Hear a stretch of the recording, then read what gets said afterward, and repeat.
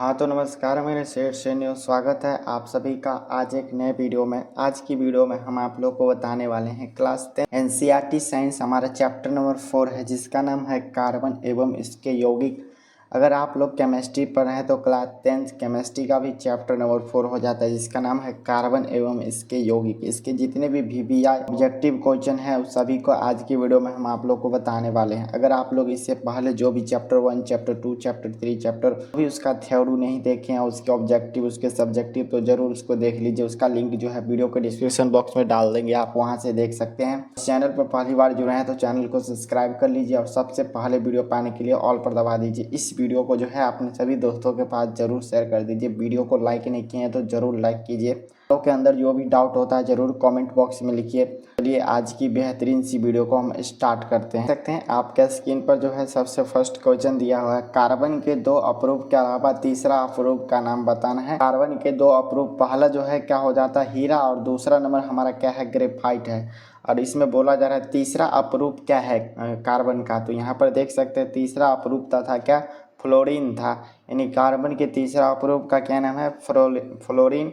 तो यहाँ पर इस क्वेश्चन का राइट आंसर आप लोग के लिए ग हो जाएगा। Option A, B, C, D के जगह पर हम क, ख, घ लिए हैं तो आप लोग को समझ में आ जाएगा। अब चलिए हम दूसरा नंबर क्वेश्चन देखते हैं। और ग्रेफाइट कार्बन के क्या है, तो यहाँ पर बताना हीरा जो है और ग्रेफाइट यह जो है कार्बन का क्या है, समयावी है, बी है समस्थानिक। ऑप्शन नंबर ग बोला जा रहा है बहुलक। और ऑप्शन नंबर डी देखते हैं यानी घ देखते हैं, यह क्या है तो अपरूप है, अपरूप है। तो यहाँ पर आप सभी को पता होगा हीरा एंड ग्रेफाइट जो है हमारा क्या हो जाता है, ये ग्रेफाइट क्या हो जाता है, ये कार्बन के अपरूप है। तो इस क्वेश्चन का राइट आंसर घ यानी डी हो जाएगा। अब हम आगे नंबर क्वेश्चन देखते हैं। हमारा आगे का क्वेश्चन है निम्नलिखित में कौन समयावी है। ऑप्शन ए देख सकते हैं C2H6 और C6H6। यहाँ पर ख देखेंगे तो C5H10 और C2H12। यहाँ पर ग देखेंगे तो C2H5OH और यहीं पर आउट देखेंगे तो CH3OCH3। और ऑप्शन नंबर डी देखेंगे CH4 और C2H6। तो इसमें हमें बताना है कौन समयावी है, तो इस क्वेश्चन का राइट आंसर यहाँ पर ये हो जाएंगे C2H5OH और दूसरा हमारा हो जाता है CH3OCH3। ये जो है हमारा क्या हो जाता है तो अवयवी हो जाते हैं निम्नलिखित में। अब अगला नंबर क्वेश्चन देखते हैं। 4 नंबर क्वेश्चन है हमारा निम्नलिखित में कौन सा संयोजक यौगिक है, तो ऑप्शन ए बोला जा रहा है CH4NaCl, CaCl2Na2O। तो इसमें हमें बताना है कौन जो है संयोजक यौगिक है। तो इस क्वेश्चन का राइट आंसर आप लोग के लिए क है, यानी CH4 जो यह क्या है तो संयोजक क्या हो जाएगा, यौगिक हो जाएंगे। अब आगे का क्वेश्चन हमारा कार्बन जो है यह क्या है, धातु है और धातु है। तो हम जब थ्योरी का वीडियो में बता रहे थे तो सभी पॉइंट कार्बन के बारे में जो भी महत्वपूर्ण पॉइंट थे सभी को बताए थे। नंबर जो है इस क्वेश्चन का राइट आंसर घ हो जाएगा। कार्बन जो है क्या हो जाता है तो यह जो है अधातु है।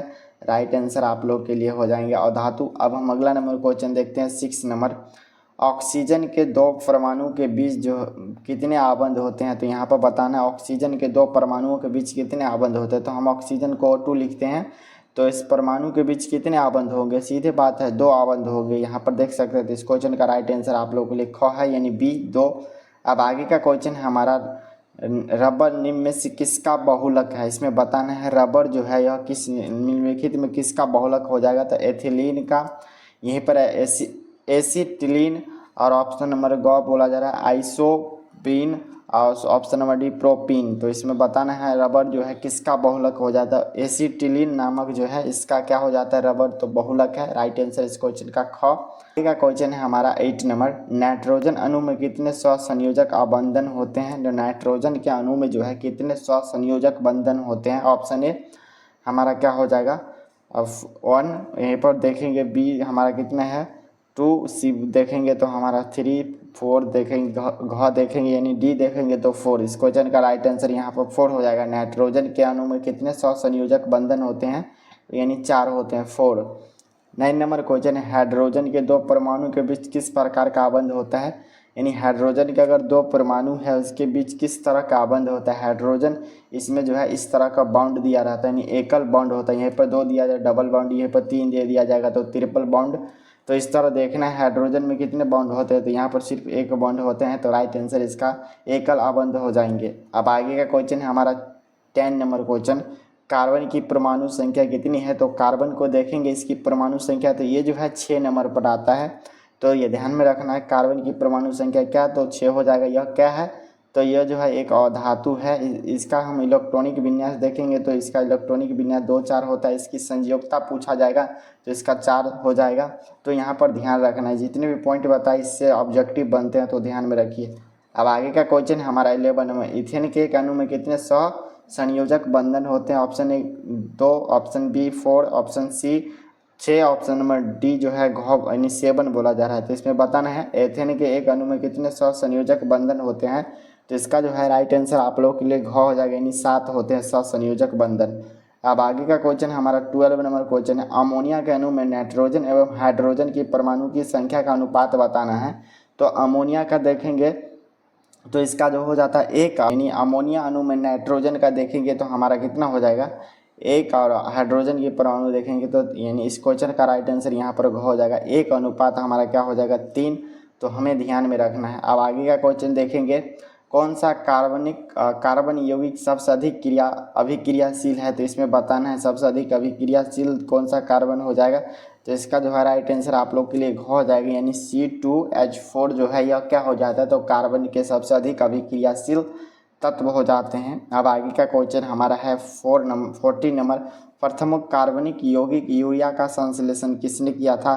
तो इसमें हमें बताना है प्रथम जो है कार्बनिक यूरिया का संश्लेषण किसने किया था, वोहलर ने किया था। इस क्वेश्चन का राइट आंसर यहाँ पर बी हो जाएगा, कौन, तो वोहलर ने किया था यहाँ पर। अब आगे का क्वेश्चन देखेंगे, यहीं पर बताना है जीवन शक्ति सिद्धांत कब हुआ था। तो यहाँ पर जीवन शक्ति सिद्धांत जो है 1815 ईस्वी में किया गया था। किसके द्वारा था, बर्जेलियस के द्वारा किया गया था। तो यहाँ पर ध्यान रखिए 2 पॉइंट को। अब आगे का क्वेश्चन है, कैल्शियम कार्बोहाइड जल के साथ अभिक्रिया करके क्या देता है, मेथेन देता है, एथेन देता है, एथीन देता है, एथाइन देता है। तो इसमें हमें बताना है कौन सा ऑप्शन राइट हो जाएगा। तो इस क्वेश्चन का राइट आंसर यहाँ पर डी हो जाएगा, यानी घ हो जाएगा।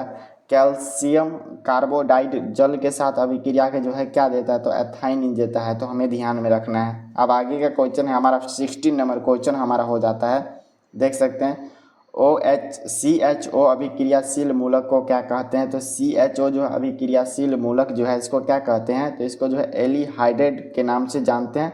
तो इसका राइट आंसर यहाँ पर क्या हो जाएगा, ए। यहीं पर दूसरा देखेंगे तो अल्कोहल हो जाएगा, तीसरा केटेन है। तो ये सब नहीं होगा, ऑप्शन नंबर ए राइट हो जाएंगे। अब आगे का क्वेश्चन हमारा हो जाता है, COOH अभिक्रियाशील मूलक को क्या कहते हैं। तो यहाँ पर बताना है COOH अभिक्रियाशील मूलक जो है इसको हम किस नाम से जानते हैं। ऑप्शन ए कीटोन के नाम से, यहीं पर एल्डिहाइड के नाम से, घ है अम्ल के नाम से, और घ दिया गया एथर के नाम से। तो इसका जो है राइट आंसर आप लोगों के लिए अम्ल हो जाएगा। तो यहाँ पर ध्यान रखना है, इस क्वेश्चन का राइट आंसर ग, यहीं पर सी हो जाता अगर ABCD में होता। तो अब आगे का क्वेश्चन देखें, ग्लूकोज के एक अणु में जो है ऑक्सीजन के जो है कितने परमाणु होते हैं। तो ग्लूकोज के एक अणु में जो है O2 6, इस तरह हम लिखते हैं ना O6। तो यहाँ पर बताना है ग्लूकोज के एक अणु में जो है ऑक्सीजन के कितने परमाणु होते हैं। तो इस क्वेश्चन का राइट आंसर यहाँ पर बी हो जाएगा, यानी ग हो जाएगा। 6 अणु होते हैं ग्लूकोज में, ऑक्सीजन के 6 अणु होते हैं। अब आगे का क्वेश्चन हमारा 19 नंबर, निम्न में से किस हाइड्रोकार्बन के 3 आबंध होते हैं। इनमें से जो है किस हाइड्रोकार्बन के जो है 3 आबंध होते हैं। तो C3H4 जो है इसके 3 आबंध होते हैं। तो हमें ध्यान में रखना है। अब आगे का क्वेश्चन हमारा देख सकते हैं 20 नंबर क्वेश्चन है, हाइड्रोकार्बन इनमें से कौन जो है हाइड्रोकार्बन है। तो यहाँ पर इस क्वेश्चन का राइट आंसर यहाँ पर ग यानी ख हो जाएगा, C6H12O6, यानी जो है इसमें ये हमारा हाइड्रोकार्बन हो जाएगा। तो यहाँ पर ध्यान रखना है। अब आगे का क्वेश्चन है 21 नंबर क्वेश्चन हो जाएगा, कार्बन और हाइड्रोजन से बने यौगिक को हम क्या नाम से जानते हैं। तो और कार्बन और हाइड्रोजन से जो यौगिक का निर्माण होता है उसको हम हाइड्रोकार्बन के नाम से जानते हैं। किस नाम से, तो हाइड्रोकार्बन। ये जो है मुख्यतः 2 प्रकार के होते हैं, एक संतृप्त दूसरा असंतृप्त। तो ध्यान में रखना है। अब आगे का क्वेश्चन है 22 नंबर, निम्नलिखित में कौन असंतृप्त हाइड्रोकार्बन है। तो निम्नलिखित में कौन असंतृप्त हाइड्रोकार्बन हो जाएंगे। तो यहाँ पर इस क्वेश्चन का राइट आंसर यानी सी हो जाएगा, C2H4 जो है यह असंतृप्त हाइड्रोकार्बन के उदाहरण है, ध्यान में रखिए। अब आगे का क्वेश्चन है, कार्बोनिल ग्रुप प्रतिकारक कौन सा है। इसमें देखना है कार्बोनिल ग्रुप प्रतिकारक इसमें से कौन सा हो जाएगा। तो यहाँ पर CO जो है ये इस क्वेश्चन का राइट आंसर यानी ख हो जाएगा। अब आगे का क्वेश्चन है हमारा एल्काइन का सामान्य सूत्र क्या होगा। तो ध्यान में रखिए एल्काइन जो है इसका सामान्य सूत्र क्या होता है, तो CnH2n- जो है ये एल्काइन का सामान्य सूत्र है। तो यहाँ पर देखना है। अब आगे का क्वेश्चन है एथीन का सूत्र क्या हो जाएगा। तो एथीन का हमारा सूत्र हो जाता C2H4, ये जो हमारा क्या हो जाता एथीन का सामान्य सूत्र हो जाता। ध्यान में रखिए। अब आगे का क्वेश्चन है 26 नंबर, कौन सा हाइड्रोकार्बन सबसे सरल यौगिक है।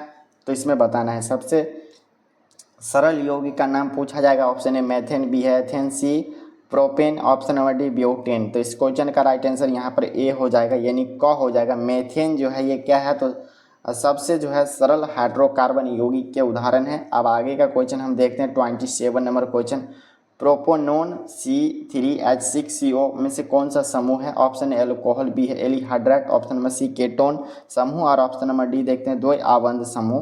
तो इस क्वेश्चन का राइट आंसर यहाँ पर क्या हो जाएंगे सी, यानी प्रोपोनोन जो है यह किसका उदाहरण हो जाएगा, तो क्रोटोन समूह के उदाहरण हो जाएंगे इस क्वेश्चन का राइट आंसर, यानी ग सी।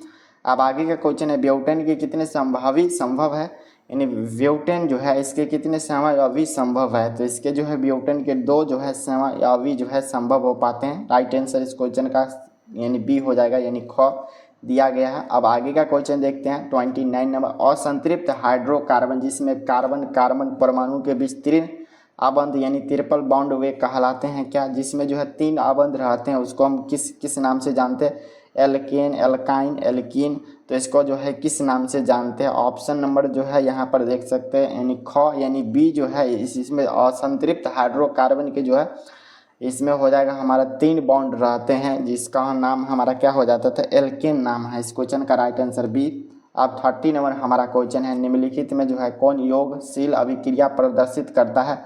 तो इसमें बताना है कौन जो है योगशील क्रिया प्रदर्शित करता है। तो एथीन नामक जो है यह योगशील क्रिया प्रदर्शित करते हैं। 31 नंबर क्वेश्चन, एल्केन समूह के प्रमुख स्रोत क्या हो जाएंगे, यानी एल्केन समूह के जो भी प्रमुख स्रोत हो जाते हैं वो क्या हो जाते हैं, तो मुख्य रूप से जो है ये पेट्रोलियम हो जाता है इसका राइट आंसर। तो हमें ध्यान में रखना है इस क्वेश्चन का राइट आंसर ग यानी सी हो जाएगा। अब आगे का क्वेश्चन 32 देखेंगे, निम्नलिखित में कौन कार्बोक्सिलिक समूह है। तो इसमें बताना है तो COOH जो है ये हमारा क्या हो जाता है, कार्बोक्सिलिक अम्ल के समूह है। एसिटिक अम्ल के IUPAC नाम बताना है। तो यहाँ पर एसिटिक अम्ल जो है इसका IUPAC नाम बताना है। तो एथेनोइक अम्ल हमारा क्या हो जाएगा इस क्वेश्चन का राइट आंसर, तो एथेनाइक अम्ल हो जाएंगे, यानी क यानी ऑप्शन नंबर ए इस क्वेश्चन का राइट आंसर। 34 नंबर क्वेश्चन है, ऑक्सैलिक अम्ल का प्राकृतिक स्रोत निम्नलिखित में कौन सा हो जाएगा, यानी ऑक्सैलिक अम्ल जो है किस में पाया जाता है, मुख्य रूप से संतरा, टमाटर, सिरका, इमली। तो इसमें बताना है किस में पाया जाएगा। तो इस क्वेश्चन का राइट आंसर यानी बी हो जाएगा, टमाटर यानी टमाटो में जो है ऑक्सैलिक नामक अम्ल पाए जाते हैं। राइट आंसर इस क्वेश्चन का ख। आगे का क्वेश्चन 35 नंबर क्वेश्चन है, निम्नलिखित में कौन कमरे के ताप पर द्रव अवस्था में नहीं रहता है। द्रव पर कमरे के तापक्रम में द्रव नहीं होता है, तो यही क्वेश्चन है। तो यहाँ पर एथीन जो है ये कमरे के ताप पर द्रव में नहीं रहता है। यहाँ पर राइट आंसर इस क्वेश्चन का ख यानी ग हो जाएगा सी। 36 नंबर क्वेश्चन, निम्नलिखित में कौन एथेनाइक अम्ल का तनु घोल है। तो इसमें बताना है नेथाइक अम्ल का तनु घोल कौन सा हो जाएगा, सिरका जो है इसका राइट आंसर यानी क यानी ए हो जाएगा इस क्वेश्चन का राइट आंसर। आगे का क्वेश्चन 37 नंबर, एथेनॉल के क्रियाशील मूलक का सूत्र क्या हो जाएगा। तो एथेनॉल के क्रियाशील मूलक का सूत्र जो हमारा क्या हो जाता है, तो OH हो जाता है, यानी ऑप्शन नंबर ए इस क्वेश्चन का राइट आंसर। आगे का क्वेश्चन है, अल्कोहल में कौन सा तत्व उपस्थित नहीं है। तो अल्कोहल में जो है कौन सा तत्व उपस्थित नहीं रहता है। ऑप्शन ए कार्बन, बी है ऑक्सीजन, सी है hydrogen, option number D nitrogen. तो इसका जो है राइट आंसर आप लोग के लिए डी हो जाएगा, नाइट्रोजन जो यह अल्कोहल में उपस्थित नहीं रहता है। 39 नंबर क्वेश्चन है, मेथेनाइक अम्ल का सामान्य नाम क्या हो जाएगा। तो मेथेनाइक अम्ल का जो है सामान्य नाम हमारा क्या हो जाता है, तो फॉर्मिक अम्ल हो जाएगा, यानी ऑप्शन नंबर हमारा ए में दिया हुआ है फॉर्मिक अम्ल राइट आंसर। अब आगे का क्वेश्चन हमारा 40 नंबर क्वेश्चन है, अपमार्जक द्वारा कपड़े की सफाई अच्छी तरह से होता है कैसे। तो यहाँ पर मृदु जल में, कठोर जल में, यानी ये भी दोनों, इसमें से किसी नहीं। तो यहाँ पर देखेंगे तो अपमार्जक द्वारा जो है किस जल में सफाई अच्छी तरह होता है। तो यहाँ पर होना चाहिए कठोर जल में जो है आसानी से होता है सफाई, यानी कठोर जल अपमार्जक के लिए बहुत ही अच्छा है। यहीं पर साबुन रहेगा तो जो है कठोर जल में वो कपड़े को साफ नहीं कर पाता, यानी झाग नहीं दे पाता है। तो इस क्वेश्चन का राइट आंसर यानी ख। वहाँ तक हम 40 ऑब्जेक्टिव किए हैं। इसमें जो है इसमें भी 50 ऑब्जेक्टिव करने वाले हैं, जो कि आपके बोर्ड एग्जाम के लिए बहुत ज़्यादा इंपॉर्टेंट है। तो इस सभी को और अच्छे तरीके से ध्यान से देखिए। इसमें हमारा सबसे फर्स्ट क्वेश्चन है एथेन का आणविक सूत्र C2 यानी C2H6 है। इसमें जो है कितने सहसंयोजक बंधक होते हैं? तो इसमें 6 होते हैं, ये 7 होते हैं, 8 होते हैं, 9 होते हैं। तो इसमें हमें बताना है कितने सहसंयोजक आबंध होते हैं C2H6 में। तो इसका जो है राइट आंसर आप लोग के लिए यहाँ पर ऑप्शन नंबर बी सही है, यानी 7 सहसंयोजक आबंध होते हैं एथेन के आणविक सूत्र के अनुसार।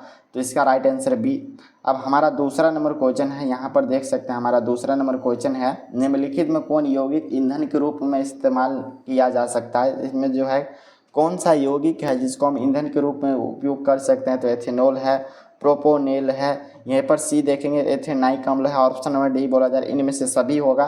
तो इसमें जो है कौन सा यौगिक ईंधन के रूप में हम इस्तेमाल किया जा सकता है? तो इस क्वेश्चन का राइट आंसर यहाँ पर क्या होना चाहिए? ऑप्शन नंबर ए जो है इसका राइट आंसर यानी एथेनॉल हो जाएंगे। नंबर क्वेश्चन देखेंगे तो हमारा अगला नंबर क्वेश्चन है कौन जो है हाइड्रोकार्बन सबसे सरल यौगिक है? इनमें से कौन सा हाइड्रोकार्बन जो है पिछले भी यानी किए हैं उसमें भी बताएं कौन सा जो है सबसे सरल हाइड्रोकार्बन है? तो यहाँ पर 3 नंबर का राइट आंसर यहाँ पर क्या हो जाएगा? ऑप्शन ए मेथेन, बी है एथेन, सी है propane, option number D butane. तो इसमें जो सबसे सरल हाइड्रोकार्बन का नाम है वो क्या हो जाता है? मेथेन। आप लोग कमेंट बॉक्स में लिखिए इसका जो है सूत्र क्या होता है, जरूर कमेंट बॉक्स में लिखिए। अब चलिए हम अगला नंबर क्वेश्चन देखते हैं 4 नंबर सरलतम हाइड्रोकार्बन क्या हो जाएंगे? तो वही क्वेश्चन सेम रिपीट हो रहा है। तो ये भी हमारा क्या हो जाएगा? 4 का भी ए हो जाएगा यानी मेथेन ही हो जाएगा। अब आगे का क्वेश्चन देखते हैं 5 नंबर क्वेश्चन है कार्बन हाइड्रोजन से संयोग करके क्या बनाता है? तो ये बहुत ज़्यादा सिंपल क्वेश्चन है, देख सकते हैं कार्बन और हाइड्रोजन दोनों एक साथ संयोग करके जो है क्या का निर्माण करता है? तो वो हाइड्रोकार्बन का निर्माण करते हैं। ये जो है 2 प्रकार के होता है, पहला हमारा संतृप्त हाइड्रोकार्बन हो जाता है, दूसरा हमारा असंतृप्त हाइड्रोकार्बन हो जाता है। आपके बोर्ड एग्जाम में सब्जेक्टिव के रूप में भी ये क्वेश्चन वो भी दीर्घ उत्तरीय में कई बार पूछे जा चुके हैं और 2 मार्क्स में भी पूछे गए हैं। तो इस क्वेश्चन को बहुत ही ध्यान से देखना है। अब आगे का क्वेश्चन देखेंगे 6 नंबर क्वेश्चन वायुमंडल में CO2 गैस की उपस्थिति कितना % रहता है? तो वायुमंडल में हमें बताना है CO2 गैस कितना % में उपस्थित रहता है? तो 0.03% के रूप में जो हमारा ये उपस्थित रहता है। यहीं पर नाइट्रोजन की बात करें तो 78% के रूप में उपस्थित है वायुमंडल में। ऑक्सीजन की बात करें यानी O तो 21% के रूप में जो हमारा ऑक्सीजन गैस उपस्थित है। तो यहाँ पर ध्यान रखना है 3 गैस को। अब आगे का क्वेश्चन है हमारा 7 नंबर क्वेश्चन है सल्फ्यूरिक अम्ल का अनुसूत्र क्या होगा? तो हमें बताना है ये सल्फ्यूरिक अम्ल जो है इसका अनुसूत्र क्या हो जाएगा? तो इसका जो है अनुसूत्र होता हमारा होता है H2SO4। ये जो हमारा क्या हो जाता है? ये सल्फ्यूरिक अम्ल का अनुसूत्र है। तो ध्यान में रखिए इस क्वेश्चन को। अब हम अगला क्वेश्चन देखते हैं 8 नंबर क्वेश्चन है कार्बोक्सिलिक एसिड समूह है। तो इसमें बताना है कार्बोक्सिलिक नामक जो एसिड के समूह है वो कैसे होते हैं? तो 8 नंबर क्वेश्चन का राइट आंसर यहाँ पर देखेंगे तो COOH ये हमारा क्या हो जाता है? इसका जो एसिड का मुख्य समूह हो जाता है। ऑप्शन नंबर बी में दिया है, राइट आंसर देख सकते हैं। अब आगे का क्वेश्चन हमारा एथिलीन का सामान्य सूत्र क्या होगा? तो हमें बताना है एथिलीन का सामान्य सूत्र जो है क्या होगा? 9 का देखेंगे तो C2H4 जो है ये हमारा किसका अनुसूत्र हो जाते हैं? सामान्य सूत्र हो जाता है। तो एथिलीन का सामान्य सूत्र C2H4 हो जाता है। यहीं पर इसका अगर हम संरचना सूत्र बनाते हैं तो इस तरह हम बना देंगे और इसमें जो है इस तरह हम एगो H इधर देंगे, एगो H इधर देंगे, फिर एगो H यहाँ पर देंगे, एगो H यहाँ पर देंगे। तो इस तरह जो है हमारा ये बन जाएगा। इस तरह हम बना सकते हैं इसको। क्या हो जाएगा? तो एथिलीन का हो जाएगा संरचना सूत्र, इसका सूत्र C2H4 हो जाएगा। ध्यान में रखिए 10 नंबर क्वेश्चन है एथेन में कितने सहसंयोजक आबंध होते हैं? तो एथेन में जो है कितने सहसंयोजक आबंध हो जाएंगे? ऑप्शन ए बोला जा रहा है 2, बी है 4, सी है 6, 7, डी बोला जा रहा है 7। तो इसका जो है राइट आंसर आप लोग का हो जाएगा 7, यानी एथेन में कितने सहसंयोजक आबंध होते हैं? तो डी इस क्वेश्चन का राइट आंसर है यानी 7 होते हैं। अब आगे का क्वेश्चन हमारा 11 नंबर CH2N+2 जो है किसका सामान्य सूत्र हो जाता है? तो इसमें हमें बताना है ये जो है किसका सामान्य सूत्र है 11 का। तो यहाँ पर अल्काइन बोला जा रहा है, एल्कीन, एल्केन, प्रोफाइलर। तो इसमें बताना है किसका सामान्य सूत्र हो जाता है? तो ये जो हमारा CH2N+ का 2 जो है यह किसका सामान्य सूत्र हो जाएगा? तो ये जो हमारा एल्केन का सामान्य सूत्र हो जाएगा। ये मुख्य रूप से इसी का सूत्र है। तो यहाँ पर हमें क्या करना है? इसको ध्यान में रखना है। 11 का हमारा कौन सा ऑप्शन राइट हो रहा है? तो सी हो रहा है। अब चलिए हम अगला नंबर क्वेश्चन देखते हैं 12 नीला तोथा यानी तूतिया का रासायनिक सूत्र क्या हो जाता है। तो इसका जो है रासायनिक सूत्र की बात करें तो हमारा 12 नंबर का इसका रासायनिक सूत्र होता है COSO4 इंटू जो है 5H2। ये जो हमारा किसका नीला तोता जिसे हम तूतिया के नाम से जानते हैं, इसका रासायनिक सूत्र होता है, तो ध्यान में रखना है।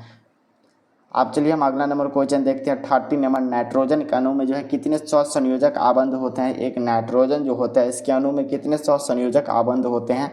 तो 30 नंबर क्वेश्चन का राइट आंसर यहाँ पर क्या हो जाएगा, नाइट्रोजन के अणु में जो है 300 संयोजक आबंध होते हैं, ध्यान में रखना है। अब आगे का क्वेश्चन है हमारा 3 नंबर क्वेश्चन है, संगमरमर का रासायनिक सूत्र क्या होगा। तो संगमरमर का रासायनिक सूत्र हमारा हो जाता है CaCO3। ये जो हमारा क्या हो जाएगा, ये जो है संगमरमर का रासायनिक सूत्र, ये भी चूना का भी रासायनिक सूत्र होता है CaCO3। तो इस क्वेश्चन का राइट आंसर यहाँ पर ए हो जाएगा, यानी 14 का राइट आंसर ए। आगे का क्वेश्चन हमारा चीनी का रासायनिक सूत्र क्या होगा। तो बताना हमारा चीनी जो होता है जो हम लोग घर में यूज करते हैं, तो चीनी का रासायनिक सूत्र होता है हमारा C6H12 और O6। ये जो हमारा चीनी का रासायनिक सूत्र है। इस क्वेश्चन का राइट आंसर यहाँ पर B15 का। अब आगे का क्वेश्चन है हमारा 16 नंबर, सोडियम कार्बोनेट का अनुसूत्र क्या होगा। तो यानी सोडियम कार्बोनेट जो है इसका अनुसूत्र क्या होना चाहिए, आप लोग कमेंट बॉक्स में लिखिए। इसका जो अनुसूत्र होता है Na2CO3। ये जो हमारा किसका, तो सोडियम कार्बोनेट का अनुसूत्र है। अब हमारा आगे का क्वेश्चन है हमारा 17 नंबर क्वेश्चन है, कार्बोनिलिक समूह के सूचित किया जाता है, यानी कार्बोनिलिक समूह के जो भी तत्व है उसको कैसे सूचित करते हैं। तो उसका जो है 17 का राइट आंसर यहाँ पर क्या हो जाएगा, इसको जो CO के द्वारा हम क्या करते हैं, सूचित करते हैं, तो ध्यान में रखना है। 18 नंबर क्वेश्चन, एथाइल अल्कोहल का अनुसूत्र क्या होगा, यानी एथाइल अल्कोहल जो है इसका अनुसूत्र क्या होगा। तो 18 का राइट आंसर यहाँ पर C2H5 यानी OH। ये जो हमारा क्या होगा, तो एथाइल अल्कोहल का अनुसूत्र है।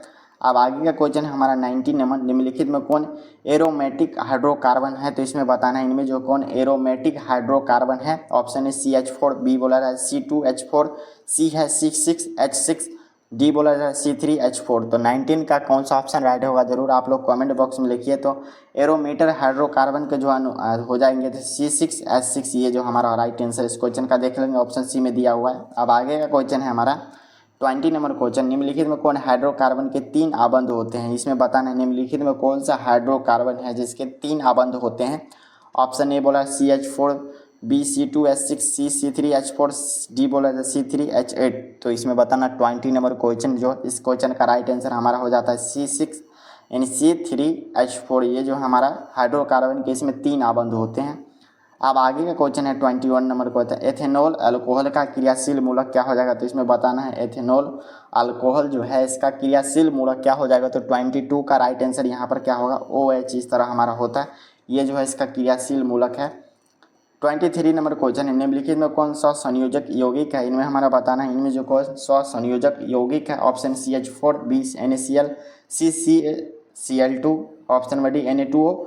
तो इसमें हमें बताना है कौन सा संयोजक यौगिक हो जाएंगे। तो 23 का राइट आंसर यहाँ पर हमारा CH4। ये जो है इसका राइट आंसर है।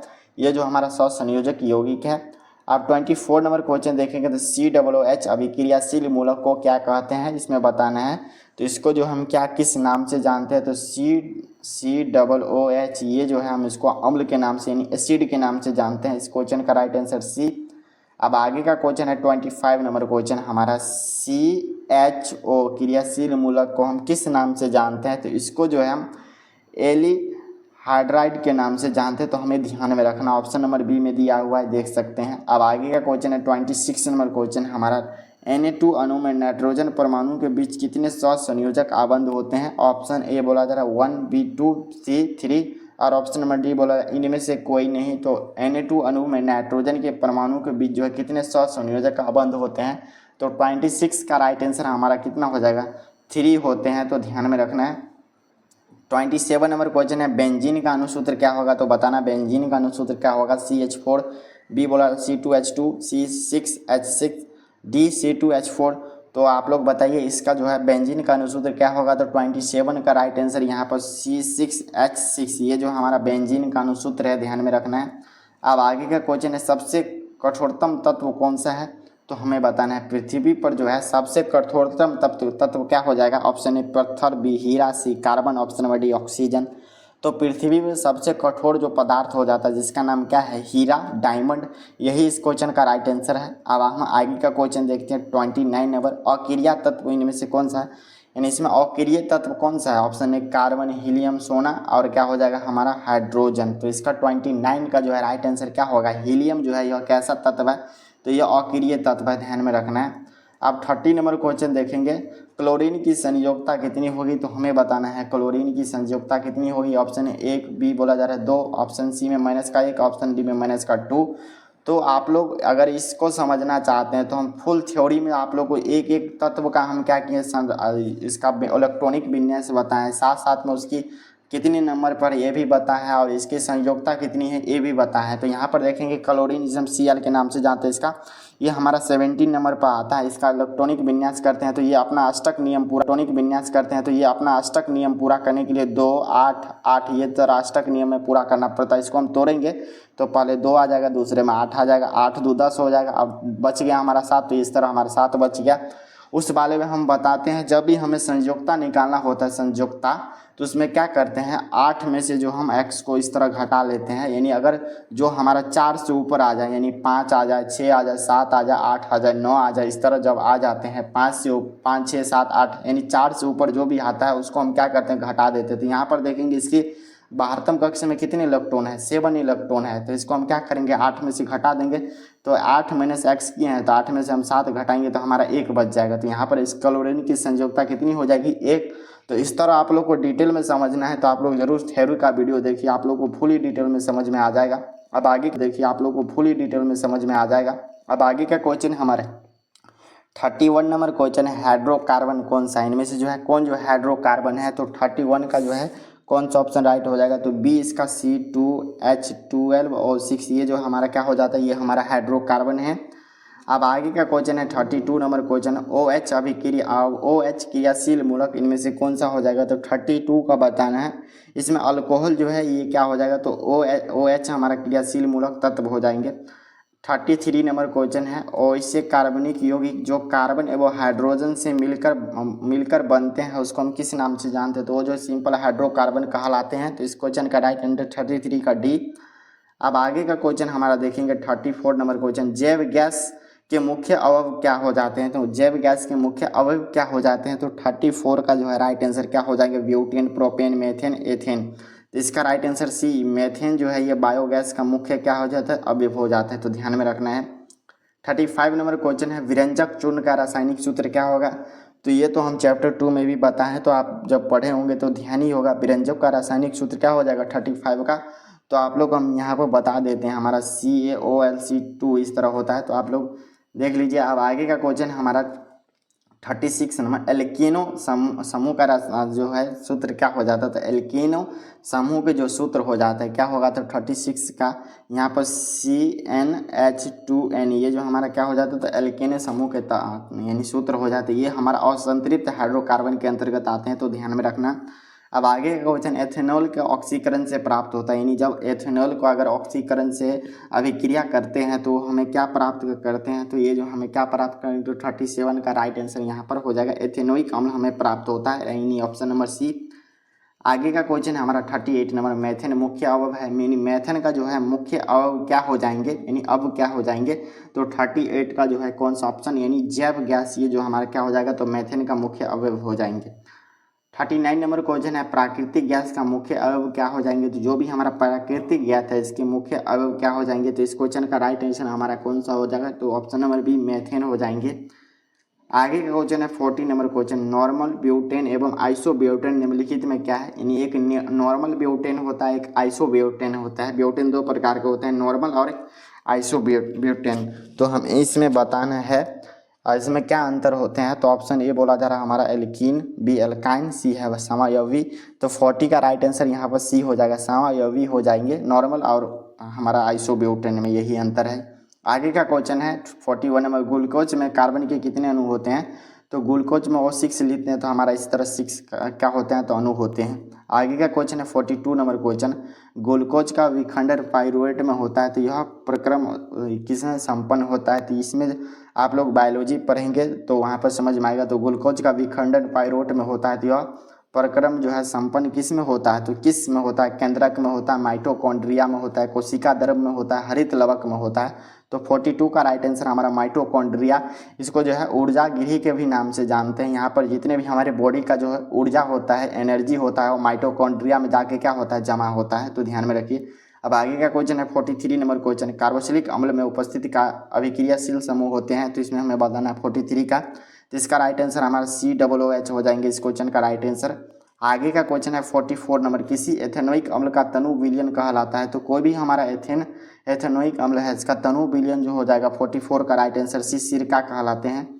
आगे का क्वेश्चन है 45 नंबर क्वेश्चन, ग्लूकोज के अणु में ऑक्सीजन के कितने परमाणु होते हैं। तो ग्लूकोज के एक अणु में जो है ऑक्सीजन के कितने परमाणु होते हैं, तो 40, इसमें भी 6 हमारा हो जाएगा। आगे का क्वेश्चन है हमारा 46 नंबर क्वेश्चन है, कौन सा कार्बनिक यौगिक सबसे अधिक अभिक्रियाशील है। तो इनमें से बताना है सबसे अधिक अभिक्रियाशील जो है कौन सा यौगिक हो जाएगा। तो 46 का राइट आंसर हमारा C2H4, ये जो है सबसे अधिक क्या है, तो अभिक्रियाशील है। आगे का क्वेश्चन C6H6 का आणविक द्रव्यमान कितना होगा। तो हमारा 47 का राइट आंसर 78 होगा इसका आणविक द्रव्यमान। आगे का क्वेश्चन हमारा 48 नंबर, ग्रेफाइट होता है। ग्रेफाइट जो है कैसा होता है, तो ये जो है विद्युत का सुचालक होता है, ध्यान में रखना है। अब आगे का क्वेश्चन है हमारा 49 नंबर, क्लोरोमीथेन का सूत्र क्या होगा। तो क्लोरोमीथेन का जो हमारा सूत्र हो जाता है, ये इस क्वेश्चन का राइट आंसर CH3Cl, ये जो है क्लोरोमीथेन का सूत्र हो जाएंगे। आगे का क्वेश्चन है 50 नंबर क्वेश्चन, निम्न में से कौन विजातीय पदार्थ है। तो इनमें बताना है कौन जो है विजातीय पदार्थ है। तो ध्यान में रखना, ये जो है इसका क्वेश्चन का राइट आंसर है विजेतीय पदार्थ, ये एक नमक हो जाएगा। ये सभी तो सेम ही है, चूना पत्थर, खड़िया, संगमर, ये सभी एक ही है, लेकिन नमक जो है ये विजातीय पदार्थ हो जाएंगे।